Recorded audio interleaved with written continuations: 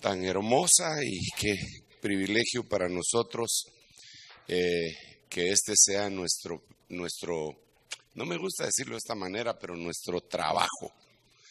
El servirle a Dios es un privilegio y no un trabajo, pero para darnos a entender, qué lindo que podamos desde la mañana buscar al Señor y oír su palabra. Oyendo el mensaje profético tan hermoso que trae de alguna manera ánimo a nuestro corazón y nos refresca la esperanza que viene de la profecía del Señor, también puso el Señor en mi corazón el hecho de que debemos de ser responsables con aquello que Dios nos da. Carlitos, Dios te bendiga, no te había visto. También tu esposita vino. Qué bueno, eso mero. Y fíjense ustedes que yo creo que nosotros a veces dejamos ir algunas cosas por ignorancia o por negligencia. Es decir, la promesa está ahí, pero ¿cómo la vamos a administrar? Es como aquel hombre que nunca fue enseñado cómo administrar una herencia y de repente recibe, qué sé yo, $10 millones. ¿Sabe? Tenemos un ejemplo, no quiero estar criticando a la gente, pero el hombre más rico del mundo se murió hace años y repartió su herencia entre sus hijos y sus hijos quedaron, creo que fueron 3 o 2, no me recuerdo, pero era tanto el dinero que en el ranking de las personas más ricas del mundo, estas personas, las 3 a las que se les repartieron la herencia o 2, quedaron entre las 10 primeras. Es decir, el tipo tenía tanta plata que al repartirlo en 3, todavía quedaron entre las 10 primeras. Era de apellido Hilton. Y una de las personas que recibió el dinero se volvió súper famosa, pero no por el dinero. ¿Sí o no? Hasta usted lo conoce, ¿va? Pues sabe de esa persona que empezó a hacer una serie de desmanes y con todo el dinero, y hasta se prostituyó, creo yo. Impresionante, porque no sabía qué hacer con toda la abundancia. Dios nos promete abundancia. Este es el año de la abundancia. Dios nos ha prometido abundancia. Eso, sinceramente, se lo tengo que decir, repetir y enfatizar. No es un eslogan comercial o publicitario de que este es el año de tal cosa, el otro es el año. No, es una palabra profética, es una palabra apostólica, un mahamar y un imra sobre el cual hay que caminar. Es sobre el cual hay que caminar porque Dios anunció que esa era la época que venía, ¿verdad? Pero tiene sus peligros. Entonces tenemos que saber administrarlo. Entonces yo les quisiera platicar un poquitito hoy acerca de, mire, la puerta del diablo. ¿Qué tiene que ver esto a usted? ¿Qué tiene que ver la abundancia? ¿Qué tiene que ver todo lo que le dice con la puerta del diablo? Hermano Sergio, cambie de tema, por favor, hombre. ¿Qué le pasa? Pero francamente traía otro tema. Pero el Señor hoy en la madrugada, a saber qué hora era, me habló de este tema. Yo sentí en mi corazón que tenía que compartírselo. Tenemos que analizar que el Señor Jesucristo dijo claramente que nosotros íbamos a tener que pelear contra el infierno. Y dio una profecía. Las puertas del infierno no prevalecerán contra la iglesia. Pero eso, fíjese que había un himno que cantábamos hace muchos años y que cuando yo lo oía le decía, ese himno no está bueno, hasta que logré que lo cambiáramos, porque a veces los hermanos no le ponen atención a las cosas que uno les dice, ¿va? Y en ese tiempo yo pues no había sido llamado al ministerio apostólico, así que me oían los hermanos que yo les decía como un pastor y no me hacían mucho casito algunos, pero cantaban, porque nuestro capitán es Cristo, sus huellas estamos siguiendo, Contra nosotros nada se levantará. Yo decía, eso no es cierto. Perdóneme, pero eso no es cierto. Si la misma Biblia dice que aunque el enemigo se levante contra ti como un río, yo levantaré bandera. Entonces, ¿cómo podemos cantar? Contra nosotros nada se levantará. No es bíblico, les decía yo. Pero como les gusta tanto el canto, les dije, cambiémosle levantará por prevalecerá. Porque eso sí es bíblico. Porque dice que las puertas del infierno no prevalecerán contra la iglesia, ¿verdad? Entonces ahora ya me hicieron caso. Algunos, contra nosotros nada prevalecerá. Ok, entonces dentro de esas puertas del infierno están las puertas del diablo. Son las puertas, mire, se lo voy a poner de esa forma. La Biblia dice en el libro de Apocalipsis que el Señor Jesucristo, ¿cuántos saben que el diablo es un imitador? Los agarran en curva, estaban durmiendo, ¿ah? El diablo es un imitador, eso quiere decir que va a tratar de copiar todo lo que hace el Señor. Y en la parte de hacia atrás dice Made in China. O sea, todo lo copia, todo lo copia. Ahora viene el Señor y dice, he aquí yo estoy a la puerta y llamo. Si alguno oye y abre, yo entro a él y ceno con él y él conmigo. Entonces me hago un cuestionamiento. ¿Y no será que el diablo también a veces está a la puerta y llama?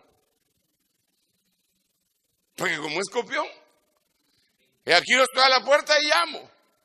Si alguno me abre, ahí va para adentro, ¿ves? Y tengo los textos bíblicos para decirle esto. Uno de los textos es Caín. Caín, ¿por qué está demudado tu semblante? Mira, el pecado está a la puerta. O sea que el pecado estaba.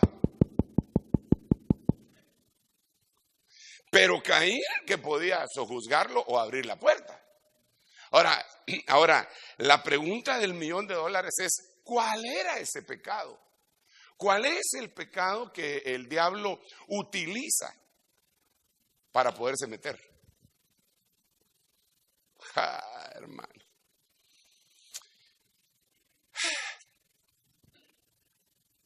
Como aquí, hermano Tito, ya nos puso a repetir algunas palabras bíblicas ahí, lo cual está muy bueno, porque dice estas palabras estarán continuo en tu boca. Yo le quiero pedir que repita conmigo, pero no es un texto bíblico. Repita conmigo. Houston, we got a problem. Tenemos un problema. Miren, hermanos, les puedo hablar personalmente, viéndole los ojos. Tienes un problema, mamita. Tú también. Y también tú.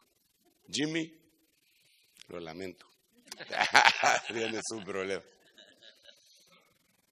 Todos. No hay uno que se salve, se lo voy a mostrar. Y Pablo lo dice. Esta es la Biblia Moderna Prat. Efesios 4:26. Airaos y no pequéis. No se ponga el sol sobre vuestro enojo. Pero el siguiente versículo. Ni deis oportunidad al diablo. No sé por qué no sale todo mi texto. ¿Por qué será? Que solo la. Sí, bueno, dejémoslo así, dejémoslo así, porque ahorita no sería la configuración de qué. De la cañonera. Ahí después lo componemos. Después, el viernes. Hoy es viernes, ¿verdad? Entonces, para mí, al analizar esto y el contexto bíblico, es que la puerta del diablo es la ira.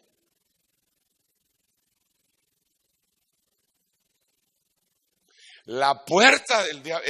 Mire, esto es más o menos, si lo aplicáramos a un matrimonio, yo diría que le está diciendo el Señor al matrimonio: mire, esposo y esposa, enójense. Está bueno que se enojen.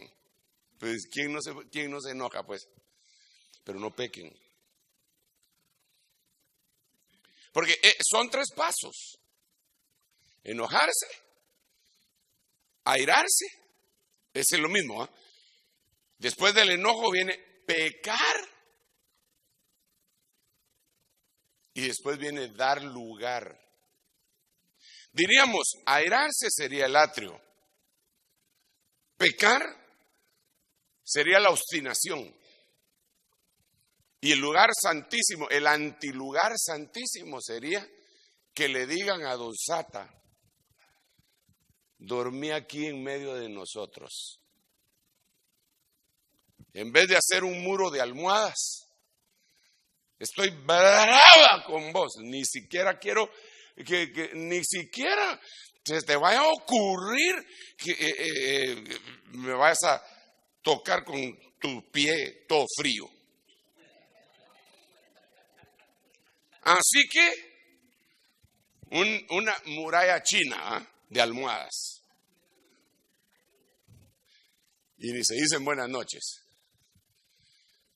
Y de repente los dos empiezan a sentir un pie, pero caliente. Sí, pero este pie está hirviendo, que es Don Sata que se puso en medio. Cuando uno no sabe manejar su ira, está en problemas. Pero no problemas cualquiera, le dio lugar al diablo. Esa es la puerta del diablo. Ahora, eso le pasa a cualquiera. Yo estaba analizando aquí y recordando todas las veces que se enojó Moisés y las cosas que hizo inmediatamente después de enojarse. Pero ¿por qué escogí a Moisés y luego a otros personajes también? ¿Cómo le dieron lugar al diablo? Porque la Biblia dice que Moisés era el hombre más manso de toda la tierra. O sea que cuando los mansos se enojan, cuando los ricos lloran, cuando los pobres también lloran, pero cuando los mansos se enojan. ¿No ha oído usted un dicho por ahí? De las aguas turbias. No. De las aguas mansas, líbrame, Señor. Porque de las turbias me libro yo. Pero yo creo que el Señor es el único que nos puede librar de ambas. Pero a lo que se refiere ese dicho es que la gente más mansa cuando explota es temible. Es temible porque tiene ira reprimida. Y eso también fue un pecado. Él no explotó, pero pecó. Mire, reprimir sentimientos, hermano, es uno de los problemas más serios que le puede acontecer al humano. Estaba platicando con un médico, amigo mío, muy inteligente él, y se graduó y sacó varias especialidades. Y entonces de repente se metió en la medicina alternativa. Pero él es médico graduado de la universidad y con posgrados en la universidad, y de repente se metió en medicina alternativa, que le daba: mira, este frasquito te tomas 3 gotitas de tal cosa, vení, te voy a hacer un examen, y lo sentaba a uno, hermano, y le ponía a agarrar 2, no sé cómo se dice, cátodos o algo así, como de electricidad, y como que lo fuera a electrocutar a uno, ¿verdad? ¿No le han hecho a usted eso? Pues a mí ya me lo hicieron. Pero ¿sabe qué me asombró de este hermano? Que me puso así y cuando después del examen me dijo: vos tenés esto y esto. Y me mostró un cuadro por esto. Y realmente me habían dicho que yo tenía algunas tendencias a los problemas que él me había dicho. Y con imanes y todo, dije, oye, este cuate está loco, ¿eh? Pero ya cuando vi que le atinaba, dije, no está tan loco, ¿eh? Entonces este mi cuate me empezó a contar.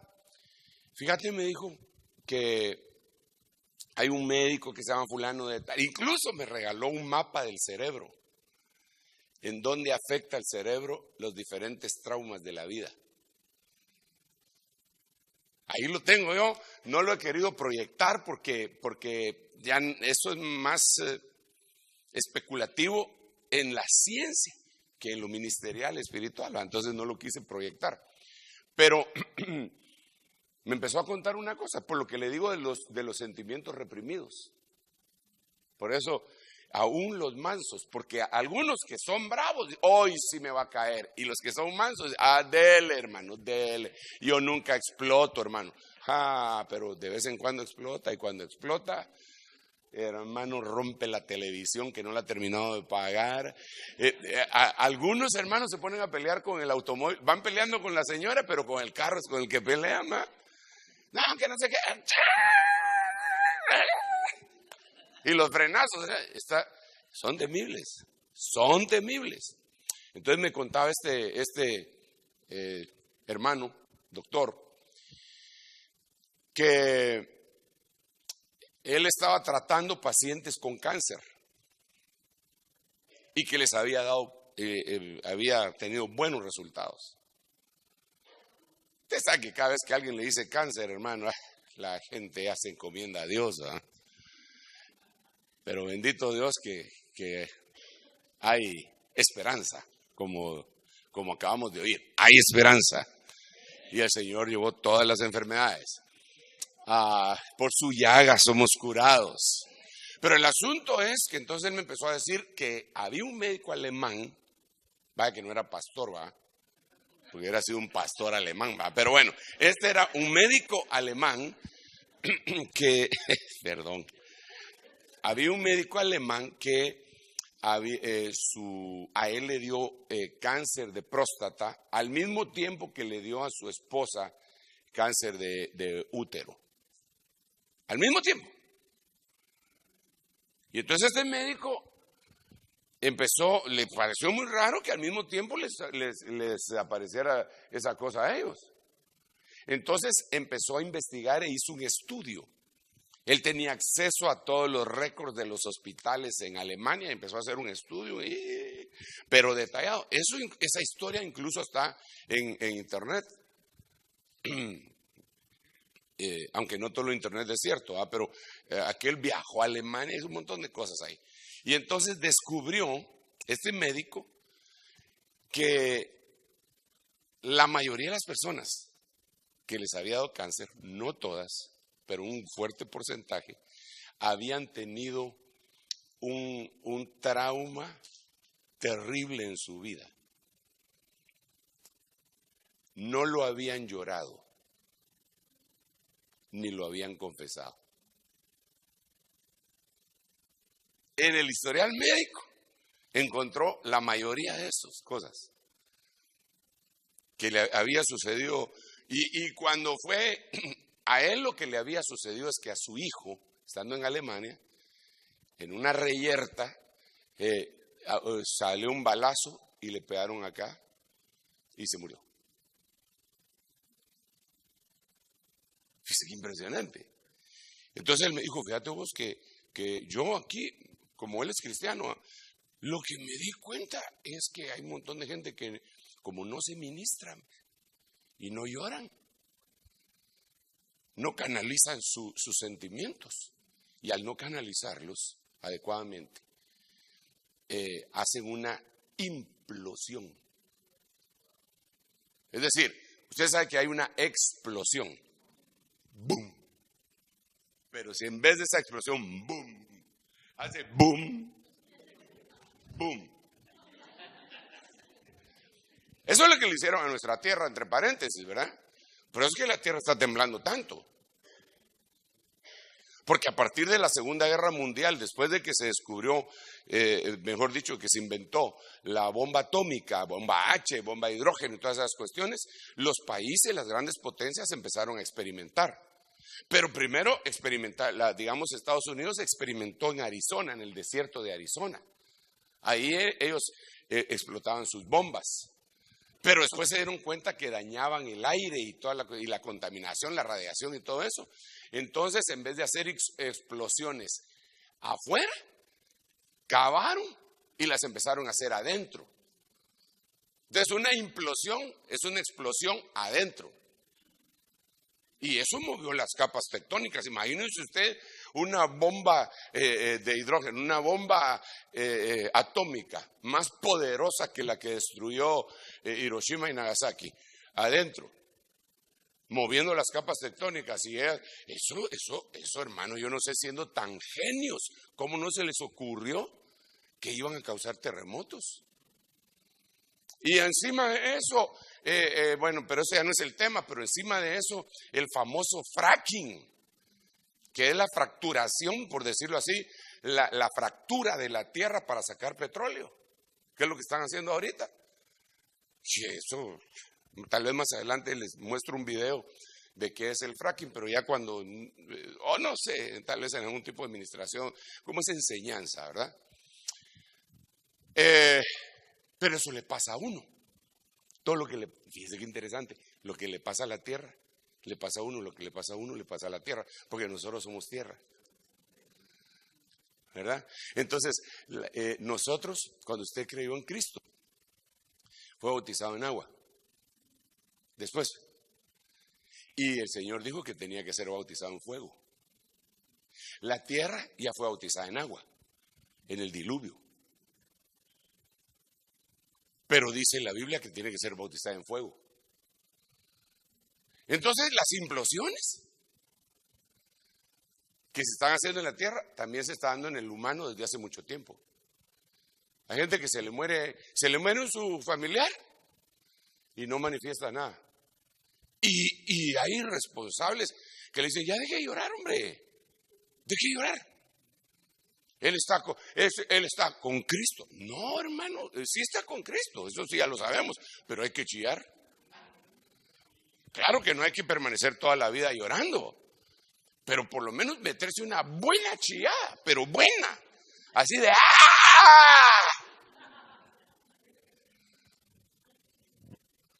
Entonces, si la Biblia lo dice, la Biblia dice que lloraron a Moisés 30 días.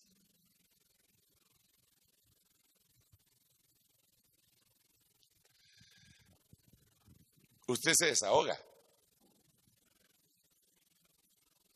Ahora, primera pregunta. ¿Usted se enoja?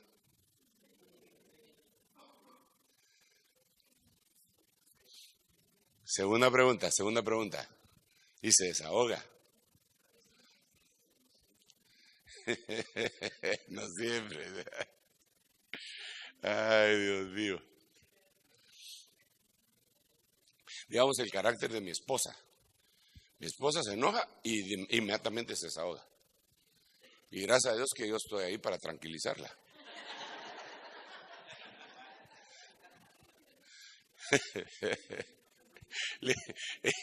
Ella no se queda. Mira, este café está muy frío. Me lo trajeron muy tarde. Mira tanto que se tardaron en traerme este par de huevos y están fríos. De plano que ya los habían hecho y los tenían en la mesa y no había modo que me los pasara. Entonces, vaya mamita, le digo, tranquila. No, señorita, mamá, con amor y sabiduría, recordate que aquí todos me conocen, le digo yo. Mi chinita es una bendición. Señorita, mire, bueno. Lo peor es que cuando llega la señorita, pastor, me dice, y cabal me conocían, ¿verdad?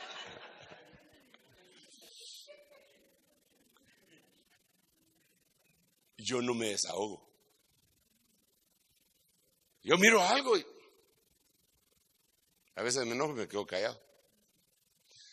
Pero el Señor me ha enseñado que me vaya a desahogar con Él. Entonces llego y le digo: Señor, tú sabes que eso no es justo. Padre, tú conoces todas las cosas. Entonces, y con Él es mi paño de lágrimas. Pero aún así, hay cosas que uno no maneja bien, hermano. Se canalizan en los órganos internos. Usted, mire, usted oye una historia o ve algo que no, y a veces lo siente en el estómago. Eso quiere decir que usted canaliza sus sentimientos a nivel del aparato gastrointestinal. Por eso le da colon irritable, por eso le puede dar úlcera péptica, porque ahí están. Bueno, pero volvamos a este punto, pues, porque esta no es una clase de aunque tiene que ver, ¿va? Entonces, cuando usted se enoja, tiene que tener mucho cuidado. Y no me puede decir que no, yo no me enojo nunca, hermano. Moisés era el hombre más manso de toda la tierra y se enojó. Y cada vez que se enojaba y no se desahogaba adecuadamente, hacía cosas terribles. Sobre todo, siervos de Dios, no solo los pastores. Porque nosotros los pastores tengamos el número de ovejas que tengamos, tenemos en alguna medida poder. Somos, ¿cómo decirle? Podemos dañar gente. Podemos dañar gente. Un pastor bravo es temible. Un pastor bravo es temible. Le va a pasar el tráiler a la familia y a la familia del Señor también. Subirse al púlpito bravo es uno de los errores más graves que uno puede cometer. ¿Y sabe qué es lo peor?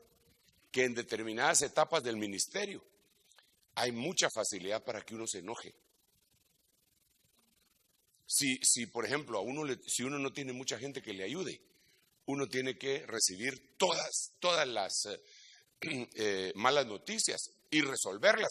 Y a veces ya se va a subir al púlpito cuando le van a decir: hermano, allá afuera está la policía y dice que vienen por el hermano diácono fulano de tal, porque es aquí. Y se lo dicen al pastor. Y el pastor tiene que salir y resolver el asunto y después subir a la plataforma a predicar. Esos hermanos que tienen cosas escondidas y después los ponen a uno en vergüenza.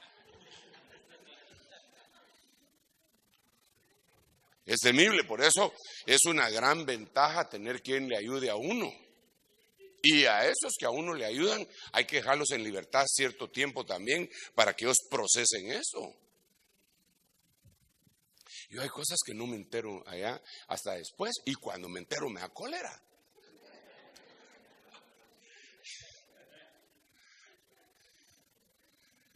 Es impresionante. Y gracias a Dios yo, digamos, tengo mucha gente que me ayuda. Dentro de ellos está mi hijo mayor, que ahora me ha acompañado. Él llega, maneja las cosas y no me dice nada. Pero a veces cuando estamos conversando, si se le salen algo. Por ejemplo, ahorita que veníamos en el viaje, nosotros tenemos toda la manzana, la hemos ido comprando, y algunas otras casas de las manzanas adyacentes. Y entonces, pero hay unas casas que yo me tonteé, una casa que me la quería vender ese señor y no le puse mucha atención porque en ese momento todavía no habíamos llegado a nuestra expansión hacia allá. Entonces, no me interesó, pero ahora ya llegamos ahí, pero ahora no la quieren vender. Bueno, entonces la alquilan, es como un palomar de varios pisos, y odian a los evangélicos. Entonces los infelices, por no decir otra cosa, tienen perros hasta en la terraza, y a la hora, cuando los hermanos están llegando al culto o están saliendo, se ponen a lavar con manguera arriba y tiran toda su suciedad cuando los hermanos van pasando. No queda frente a la iglesia, aquí hasta atrás. Y cuando me lo contaron, le dije yo a mi hijo: ¿y no has conseguido un rifle de balines?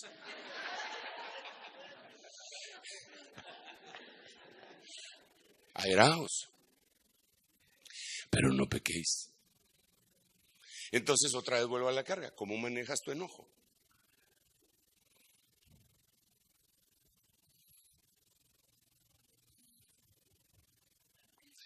Hay gente que definitivamente no maneja bien su enojo y le causa serios problemas.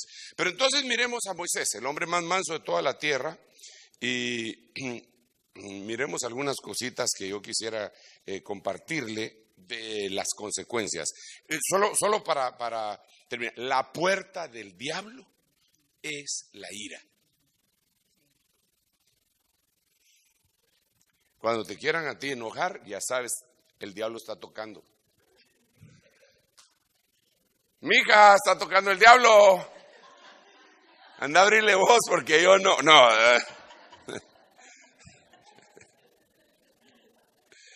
Entonces, mire, pues. Mire cómo dice acá, Éxodo 32, 19. Vamos a ver varios textos en donde sí se pudo controlar la ira y en otros no se pudo controlar. Sucedió que tan pronto como Moisés se acercó al campamento, vio el becerro y las danzas y se encendió la ira de Moisés.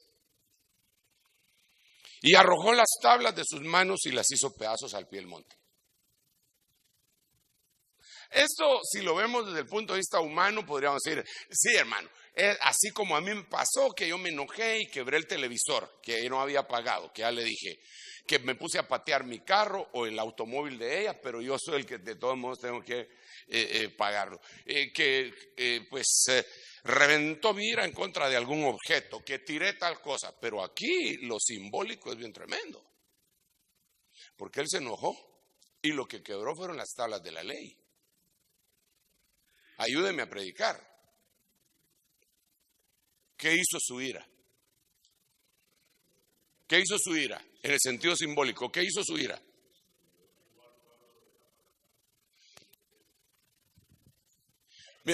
Miremoslo. ¿Qué tenían las tablas? Mandamientos. ¿Qué rompió? Los mandamientos. ¿Y qué hizo que rompiera los mandamientos? La ira. Ahora, él tenía razón de enojarse. El pueblo, lo que había hecho el pueblo era una barbaridad. Él tenía razón de enojarse, pero no tenía razón de romper el mandamiento. Si lo rompe el mandamiento, ya lo rompieron a uno. Y ahí está el diablo.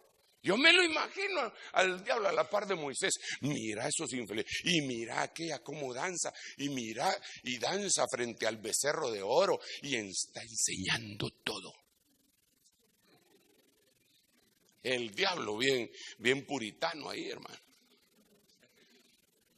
Y mira aquellos emborrachándose. ¡Qué bárbaros! En vez de estar orando y esperándote.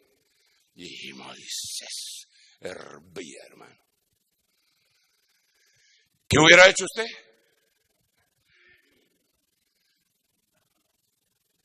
¿Qué hubiera hecho usted? A ver, obviamente esto no va a pasar en el nombre de Jesús, pero ¿qué hace usted que regrese del retiro?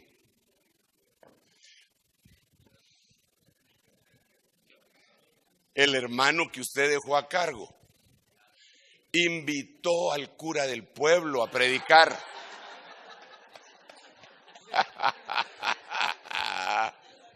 Porque para mostrar su afabilidad y amabilidad y que por aquí, que por allá, ¿qué? A ver, ¿qué hace usted? A ver, ¿qué hace?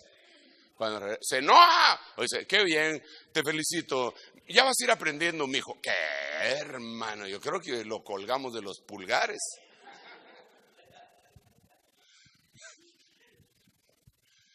Se enoja. Es una barba, pero ¿cómo hiciste? ¡Ah! Pero vas a quebrar el mandamiento.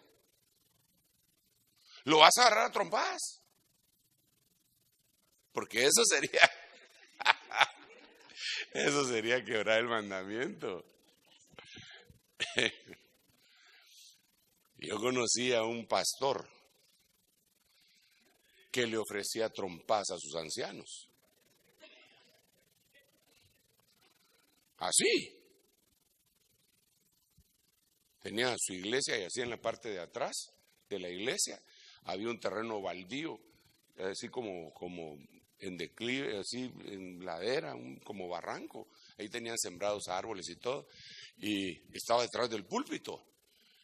Y retaba trompadas a los ancianos cuando se les ponían, vamos allá atrás, vamos, ahí nos arreglamos. O sea que sí se desfogaba su ira, pero le abría la puerta a Satanás. Y yo no muchito lo creía, hasta que le ofreció trompadas a uno de nuestros pastores. Va, que no fue a mí porque yo sí le pego. O sea, no.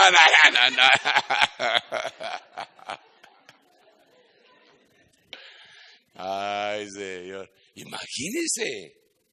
Él se enojaba y rompía las tablas de la ley.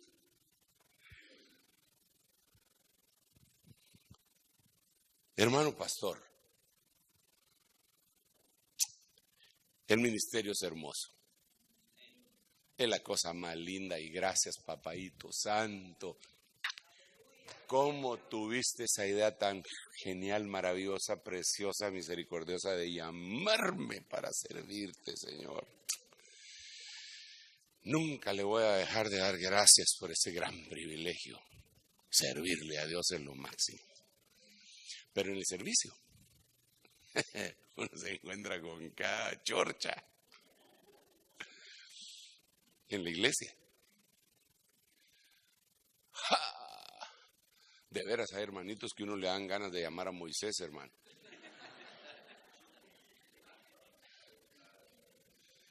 Sí, hay hermanos temibles en la iglesia que tienen el papel de Garfio, ¿verdad? Usted sabe que había un garfio de tres picos en el templo de Siloé, que lo utilizaban los hijos de Elí. Antes los hijos de Elí, cuando llegaban a ofrecer sacrificios, estaba la carne cociéndose. Los hijos de Elí llevaban el garfio de tres picos y lo metían y sacaban la carne. Entonces nosotros le decimos a esos hermanos garfios, porque en el templo le sacan la carne a los demás. Le sacan el rollo a la gente, hermano. Entonces, sí, Dios de una vez te digo, van a haber problemas. Y vas a tratar con gente que no parecen gente.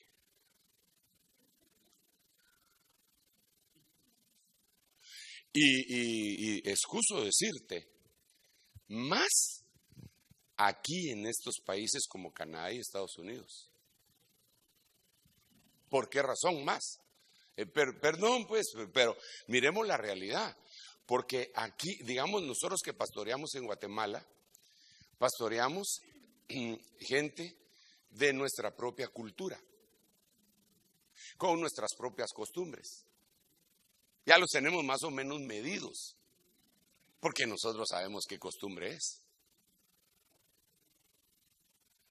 Pero ustedes, aquí tienen inmigrantes, tanto de Estados Unidos como acá, de todos los países. Ustedes tienen dominicanos, bueno, me refiero a toda la Unión Americana y a Canadá, ¿verdad? Aquí tienen dominicanos, puertorriqueños, cubanos, y hermano, todos ellos tienen caracteres distintos. ¡Todos!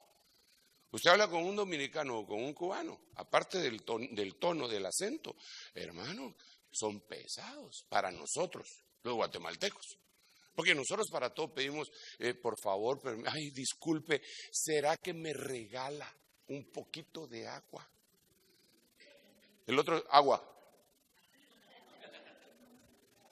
Más agua. Y rápido. Entonces, esas cosas, claro, a usted les cuesta más, pero esas son solamente diferencias culturales. ¿Y dónde deja las diferencias de tipo de escolaridad? Que aquí viene, de aquí, mire, aquí en estos dos países, sobre todo que Estados Unidos y Canadá, viene gente con diferente tipo de escolaridad. Algunos a duras penas. Mire, en Florida hay una comunidad de guatemaltecos que hablan perfectamente el inglés, pero no hablan español. Repito, hablan inglés, pero no hablan español, pero son de Guatemala. Hablan un dialecto. Hablan un dialecto. Se los jalaron para allá, hermano. Hablan inglés, no hablan español. Algunos medio aprendieron a leer y se vinieron para acá. Algunos estaban acostumbrados allá a vivir bien, pero que los empezaron a perseguir y se terminaron viniendo para acá y tenían un título de doctor o qué sé yo, y aquí tienen que hacer otras cosas. Están amargados, hermano, porque no los dejan ejercer su profesión. Y a la par de él está trabajando un cuate que allá tenía piso de tierra, que para regar para barrer no tenía que regar así. Y entonces cuando viene acá y mira alfombra, dice el cielo. Pero el otro no. Pero los dos les toca aquí.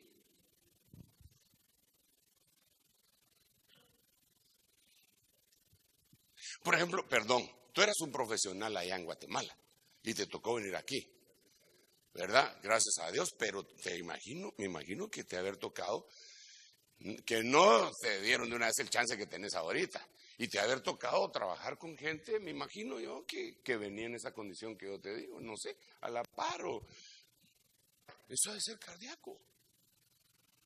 Va, y después se le juntan los dos en la iglesia al pastor. Pobre pastor, hermano. Tiene que atender 2 cultos. Vaya, y después se les ocurre casarse.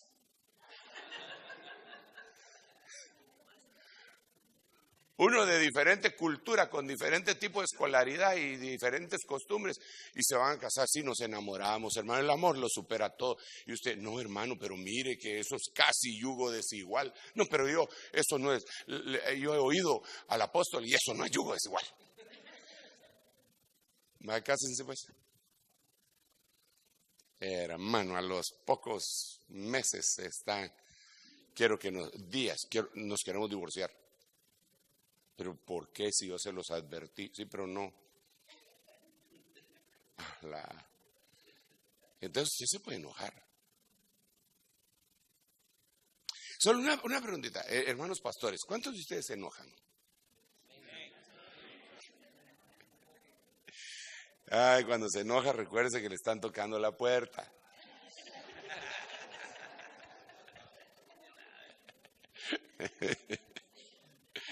Ay, Dios mío. El enojo hace que uno rompa el mandamiento y se le abra la puerta al diablo. Miremos otro versículo. Oh, mire, qué tremendo es, hermano. Volvieron a enojar a Moisés. Moisés se enojó mucho y dijo al Señor: no acepte su ofrenda. No he tomado de ellos ni un solo asno, ni les he hecho daño a ninguno de ellos.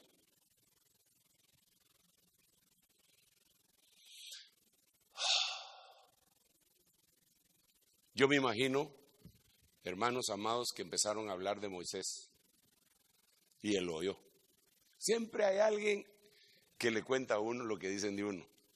Siempre hay alguien. Tenga cuidado con el hermano fulano de tal. La hermanita fulano de tal, esa tiene lengua de trapo. Tenga cuidado, hermano. Yo ya la oí diciendo cosas de usted. Por favor. Siempre hay alguien que le cuenta. Y a Moisés le llegaron a decir: Moisés, dicen los del pueblo. Y lo peor es que le ponen a todos, hermano. Son puros periodistas o políticos, ¿verdad? El pueblo dice, y los que dicen son ellos, los bandidos, ¿verdad? Entonces, bueno, yo oí por ahí que el pueblo dice que las llantas esas que le cambiaste a tu carruaje salen de los diezmos. Fíjate. Fíjate, Moisés, que Séfora andaba en el mall. Se compró sus cositas en el mall, Seforita. Y empezaron a murmurar de ti. Sí, que te gastaste el dinero en la iglesia, que no sé qué, que no sé cuánto. Cualquier parecido es simple coincidencia. Entonces Moisés se enojó. Uno se enoja, hermano. Imagínense que los hijos de uno, yo en Guatemala no hubiera querido jamás que mis hijos anduvieran en bus, porque ahí les iban a robar los tenis, en el mejor de los casos. Y suben a hacer asaltos a veces en los buses. No estoy hablando mal de mi país, solo estoy dando información que no se suba a algunos buses. Si llega, por favor, alquile un auto. Pero se suben dos payasitos. Buenos días, somos Cepillín y Puñalito. Pistolita y Puñalito. Y este es un asalto. Y vengan los celulares y todo lo que tiene. Entonces, ¿quién va a querer exponer a su hijo en eso? Si yo quería que mis hijos solo cumplieran su edad para tener licencia y anduvieran en carro. Gracias a Dios, yo dentro de la congregación no he oído que hablen mal de mí o no me lo vienen a contar. Pero fuera de la congregación, sí hay algunos que me odian y hasta en las redes ponen cosas.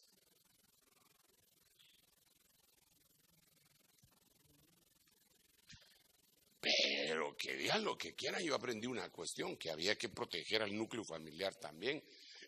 Yo sé que algunos iban a hablar y hay que enseñarles en la palabra que eso es un pecado también, pero la cuestión está en que este hombre, que era el más manso de toda la tierra, Moisés era el hombre más manso de toda la tierra, eso lo dice la Biblia. No sé si podemos buscar el versículo. Moisés era el hombre más manso de toda la tierra.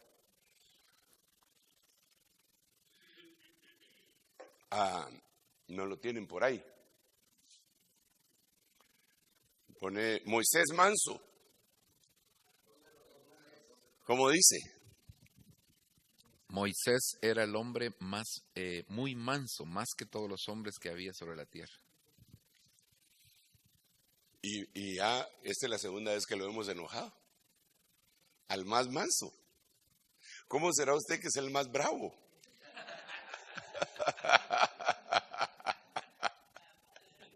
Tremendo. Pero aquí el pecado fue otro. El pecado es que se fue a orar, con todo respeto para Moisés, porque yo quién soy para, no vaya a ser que todavía no se le haya quitado lo enojado allá en el cielo, ¿verdad? Y hable contra mí. No, primero Dios que no, pero llegó al Señor y le dijo, no les aceptes sus ofrendas. ¿Usted sabe lo que es eso?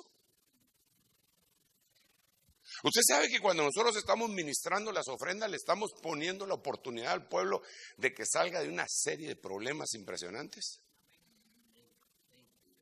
Eso no es venir a pedir pisto. Perdón por la palabra pisto, pero pisto es una palabra hebrea que viene de... No, es griega, que viene de pistis. O sea, no, esa es fea. No.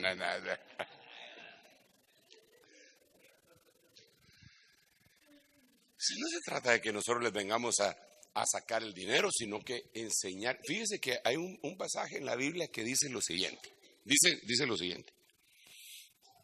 Si estando en el altar y traes tu ofrenda, ahí te recuerdas que hay alguien que tiene algo contra ti. Deja tu ofrenda. Vete a poner a cuentas con el que tiene algo contra ti y luego regresa a presentarla. O sea que entregar la ofrenda no es presentarla. Dígale al que tiene la par, codelo así, entregar la ofrenda no es presentarla. Entregar la ofrenda no es presentarla. Entregarla es dejarla ahí, pero la presentación de la ofrenda es distinta. Entonces, ellos dieron su ofrenda, Pero Moisés no se las aceptó. Dijo, Señor, como no se las aceptó, no les acepte su ofrenda. Ahora, el decir que no acepte la ofrenda de alguien es una forma, perdón, de venganza bien fuerte. Que no tengan cosecha. Todas las cosas positivas de la ofrenda. La ofrenda es la semilla. Y dice la Biblia que la semilla destruye la cabeza de la serpiente. Entonces, hermano, con una ofrenda se puede destruir la cabeza de la serpiente. Eso lo dice la Biblia. ¿En dónde? En Génesis capítulo 3 dice, yo levantaré, se va a levantar contienda entre la serpiente y la mujer. La semilla. Así dice la palabra, es la semilla de la mujer le va a aplastar la cabeza a la serpiente. Claro, nosotros lo entendemos, la simiente, la semilla, y que era Jesús, porque Jesús es la semilla preciosa, pero hay semilla preciosa, semilla buena y semilla. Entonces la semilla en una ofrenda le puede aplastar la cabeza a la serpiente. Yo me quedé, solo por ponerle un ejemplo, híjole, ya apareció el rojo, pero a mí ya me explicaron que el rojo significa 10 minutos. ¿Ah? ¿Sí ves? O sea, significa 9.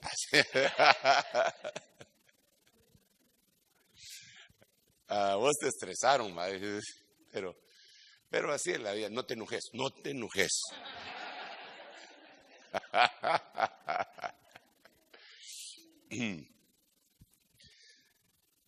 Un hermano me contó, no tengo por qué dudar que sea cierto, que le habían levantado una serie de molestias en la población donde él estaba ministrando. Bien fuerte, pero bien fuerte. Y el que había estado administrando todo era el cura del pueblo.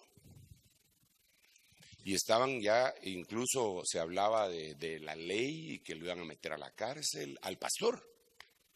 Y él tenía un problema. Entonces llegó a visitarle un profeta y él se ministró con el profeta. Entonces le dijo el profeta, tú todavía no sabes el poder de una ofrenda. Y le explicó muchas cosas. Y le dijo, da una ofrenda con este propósito para aplastarle la cabeza a la serpiente. Da una ofrenda y el Señor te lo va a quitar de encima. Entonces el otro lo creyó, lo entendió, lo creyó. Fue una explicación larga que le dieron. Ofrendó. A la semana siguiente, el cura del pueblo se volvió loco. Pero loco. Bueno, loco ya estaba solo por ser cura de esa religión, pero ahora se volvió más loco. Loco de atar. Y la misma iglesia católica lo tuvo que sacar, extraer de ese pueblo y se lo llevaron, interesante, se lo llevaron a un asilo donde tienen curas locos. O mejor dicho, curas más locos en España. O sea que eso es algo que les pasa con frecuencia a ellos. Pero a lo que yo voy, el poder de la ofrenda. Que uno puede decir, pero no habían ofrendas de paz, no habían ofrendas por el pecado. Pues no, hay gente que recibe un rema de que da ofrenda cuando cumple años. Yo tenía mi rema, tengo un rema, pero pues ya no lo puedo cumplir de la misma manera. Yo cada vez que cumplía años, apartaba una buena parte de una buena ofrenda y se la llevaba a mi mamá.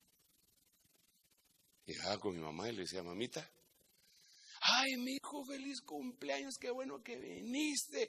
Ay, mira que un pastelito, que no quieres tal cosa. No, mamita linda, tú sabes que estoy bien ocupado, pero solo te traigo esto.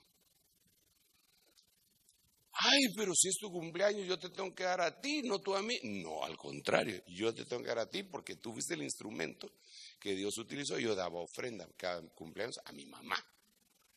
Y no le daba 100 pesos, ni 200, ni 300,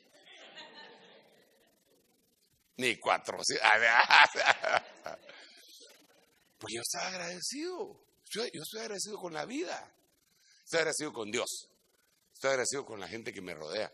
Estoy agradecido con mi esposa. ¿Cómo me aguanta esa señora? Pues estoy agradecido con mi madre. Y si hubiera estado vivo mi padre cuando yo recibí ese rema, a él le hubiera dado otra. Porque si nosotros los padres, ¿qué hacen las mujeres? O sea, se necesita el equipo entero, ¿verdad? Bueno, pero volvamos al punto. Cada quien tiene diferentes remas respecto a la ofrenda, pero hay ofrendas de paz, ofrendas por esto, ofrendas por lo otro. Ahora viene Moisés, se enoja con el pueblo, no le reciba su ofrenda. Ese quiere, ¿cómo voy? 55, tengo 5. Aquí tengo mi reloj yo también. Airaos, pero no pequéis. Te damos permiso para que te enojes, pero no le abras la puerta al diablo.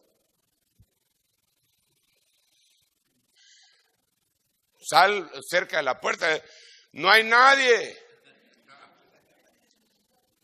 Salieron a pasear. No le abras. Si le abres, solo te voy a leer un versículo porque ya no me da tiempo para leer todos los que tengo. Vamos a ver si lo encuentro. Este debería de estar acá. Segundo libro de Crónicas, capítulo 26, verso 19. Pero Uzías, con un incensario en su mano para quemar incienso, se llenó de ira. Mientras estaba airado contra los sacerdotes, la lepra le brotó en la frente. Delante de los sacerdotes en la casa del Señor, junto al altar del incienso. Usurpó. Y cuando lo confrontaron, fíjese qué interesante, hermano. Mire, ni Cristo osó llamarse a sí mismo. En el ministerio, nosotros no debemos de ser metiches. Si nos llaman, enhorabuena. Pero si no nos llaman, hermano, pueden haber problemas muy serios. Pues él había sido llamado como rey, pero no había sido llamado como sacerdote. Y los sacerdotes eran los únicos que estaban autorizados para incensar. Entonces, como se metió a hacer lo que no le habían autorizado, los sacerdotes lo confrontaron y le dijeron: no te es lícito hacer eso. Se enojó en el altar, en el lugar santísimo, y lo que le pasó fue, le señalaron la frente. No le abras la puerta. No le abras la puerta al diablo. La puerta del diablo es la ira. Si eres muy enojado, más te vale que empieces a dominar ese carácter por la llenura del Espíritu Santo y ver si no has abierto mucho la puerta y hay algunos adentro. ¿Sí entendiste lo que dije? Puede ser que se haya metido el diablo ya y que tengamos que liberarte por bravo. No, es que así era mi abuelito y así soy yo. Y allá en Guatemala es que yo soy de Oriente, le dicen a uno. Allá somos bravos, somos claros y nos gustan las cosas claras, el chocolate espeso, pues somos bravos. Tenga cuidado, porque podría ser que ya le abrió la puerta a Satanás y él esté adentro y hay que echarlo. O podría ser que sea una invitación que le esté haciendo constantemente.